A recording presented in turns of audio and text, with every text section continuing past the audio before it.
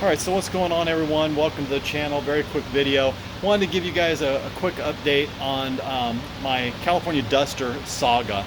So I'm going to flip this around and show you the current condition.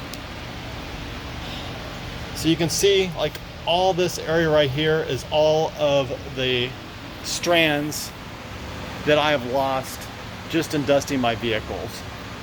It seems to be doing better, not leaving as much of a film, but every now and then I'll still catch a little bit of film on like the darker colored cars, which is strange because I've had this thing for at least 6 months. I've been using it consistently. No one has reached out to me from California Duster, not that I thought that they would from my videos, but I did leave a review on Amazon where I bought it, and it wasn't favorable, to say the least. I mean, it wasn't nasty or anything like that, but it wasn't favorable, and still no one's reached out or said, hey, sorry about that, or anything like that. I did have a subscriber actually reach out to me and suggest this duster, and I'm going to try to read it because it's Vozola, I guess, V-O-Z-A-O-L-A, microfiber. I'll show you guys. It's this one right here.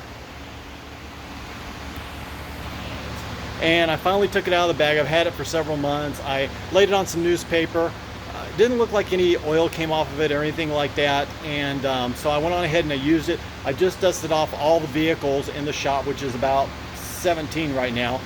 And it did a really good job. What I really liked about it the most is it wasn't getting caught up like in the trim or on the corners of the vehicles or the mirrors or anything like that. Normally I have a really big problem with the California Duster doing that, and this duster was not doing that. So that was actually kind of nice.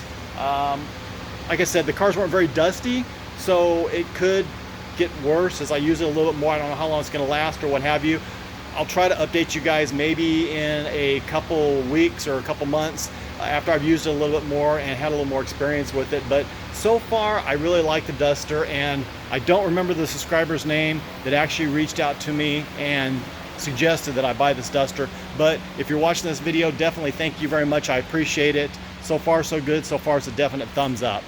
So I'm going to walk over here to the other side of the shop, because for those of you that don't follow me on Instagram, you probably haven't seen the new vehicle, and I would like to show you really quick. There it is, a 1995 Dodge Viper.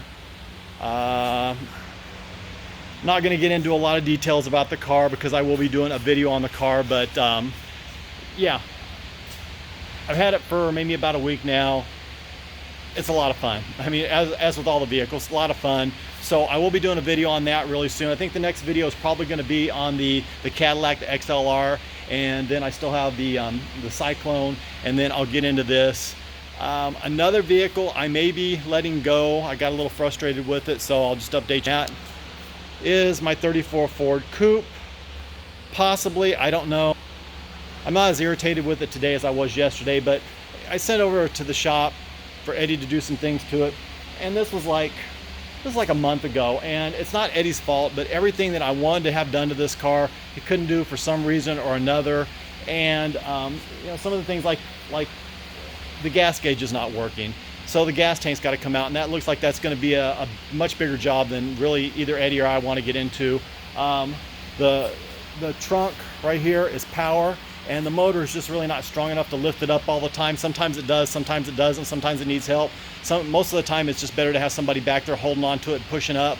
That frustrates me because that's where you fill up the gas tank. There's no odometer for the Dakota Digital Dash, the gauges inside the car.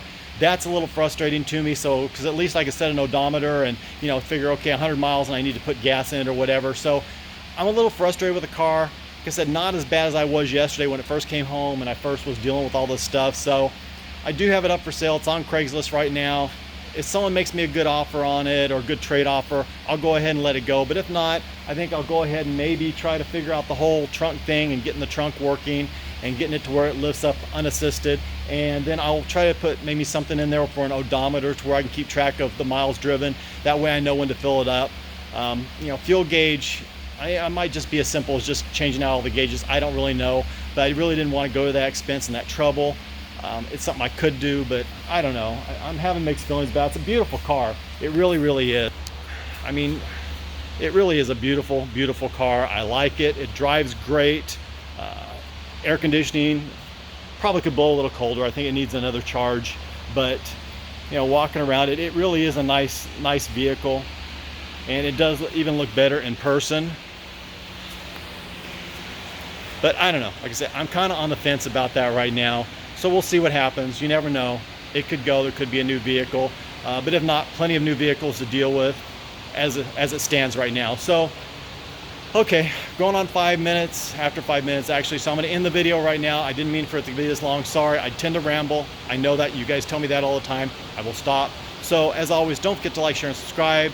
Venmo, P.O. Box, Instagram, whatever else I forgot, it's going to be in the description below. And guys, as always, thanks for watching. God bless. Take care.